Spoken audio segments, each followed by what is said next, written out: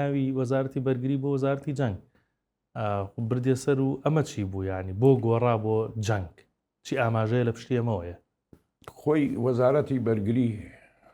بەرگری ئەڵی تۆ کە ئەیکەیتە وەزارەتی جەنگ یعنی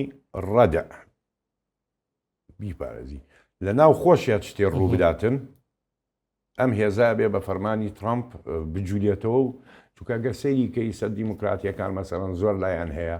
ترامپ لە قسەکەیە وتی ئەیانەوێ نیویۆرک واشنگتن لاس ڤێگاس نائارامە لە دەستی بڕوە لەبەرەوە ئەم هێزانە بۆ ئەوە ناوەکەی گۆڕی کردیە جەنگ تەنها قوواتە ڕەدا کە ئەمریکا ئامادە بێ بۆ شەڕ 24 ساعت هەرچەنە خۆی ئامادەیە فەرق ناکاتن ینی ئەمریکا لە هەر شەڕێکا موجودە لە چوارچێوەی دنیا ڕۆ لە چوە موجودە هێزەکانی بەڵام هەر تەنها بۆ ئەوە بوو هیچ کەسی